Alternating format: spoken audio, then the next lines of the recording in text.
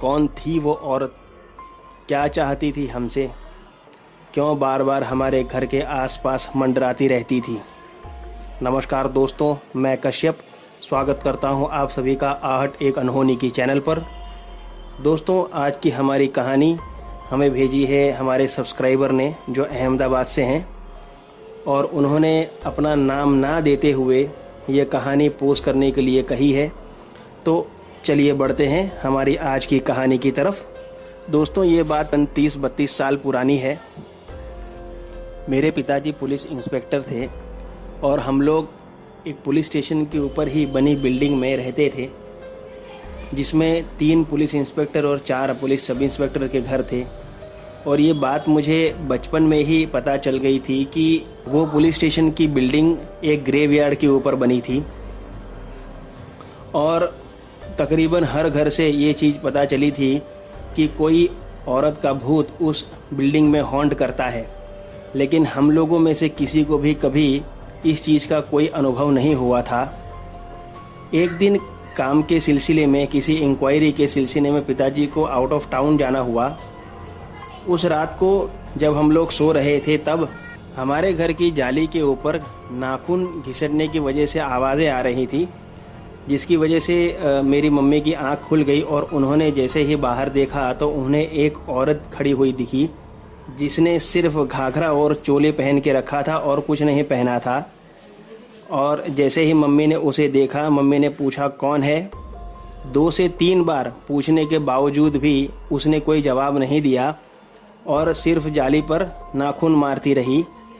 Mummy एक बार उठी जाली खोलने के लिए, लेकिन फिर उन्हें अचानक से याद आया कि ये शायद वही औरत हो सकती है, तो मम्मी ने जाली नहीं खोली और मुझे और मेरे भाई को उठाया।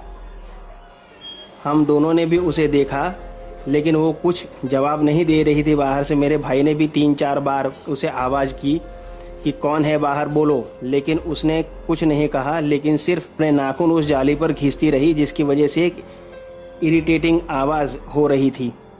कुछ देर बाद वो औरत चली गई और हम लोग सो गए। सुबह से लेकर के शाम तक और कोई इंसिडेंट नहीं हुआ और दिन अच्छे से बीता। रात के समय फिर से वही औरत हमारे घर की खिड़की की जाली के ऊपर इस तरीके से अपने नाखून घिसती रही, और उसकी वजह से फिर से मम्मी ने उसे देखा और मेरे बड़े भाई ने भी देखा। ये करीबन आधा घंटा वो ऐसा ही करती रही और उसके बाद में वहाँ से चली गई। ये सिलसिला तीसरे दिन भी चला। तीसरे दिन भी वो औरत उसी तरीके से खिड़की के ऊपर अपने नाखून ज़ोर ज़ोर से घिस रही थी।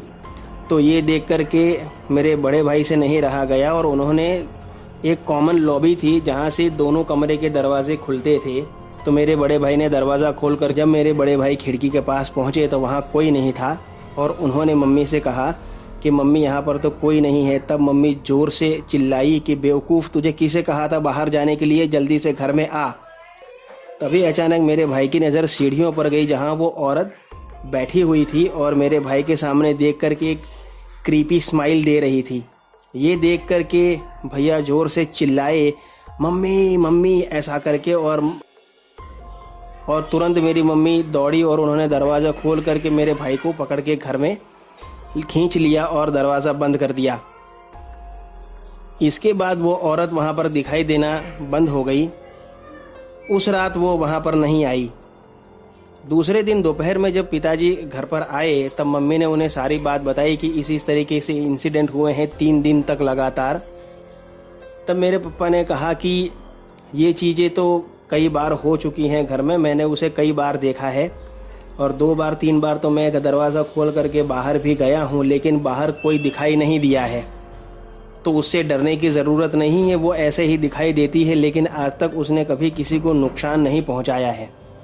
लेकिन मम्मी ने पापा से कहा कि नहीं, इस तरीके से नहीं चलेगा, क्योंकि घर में 2 बच्चे हैं, अगर किसी को कुछ हो गया तो क्या करेंगे। उसी दिन मम्मी ने घर के दरवाजे पर गणेश जी की मूर्ति लगा दी, और उसके बाद कभी भी वह औरत हमारे घर के आसपास नज़र नहीं आई है। तो दोस्तों, कैसी लगी आपको आज की कहानी, मुझे कमेंट बॉक्स में ज़रूर बताइएगा। और अगर आपके पास में भी ऐसी कोई कहानी है या ऐसे कोई अनुभव हैं तो मेरे साथ में ज़रूर शेयर करें। मेरा ईमेल एड्रेस डिस्क्रिप्शन दिया गया है। और अगर आपने मेरी चैनल को अभी तक सब्सक्राइब नहीं किया है तो अब कर लीजिए और बिना डरे बेल आइकन को भी दबा दीजिए ताकि आपको मेरी सारी कहानियों का नोटिफिकेशंस पहले ही मिलता रहे। तो मिलते हैं अगली कहानी में, तब तक stay home, stay safe. Thank you.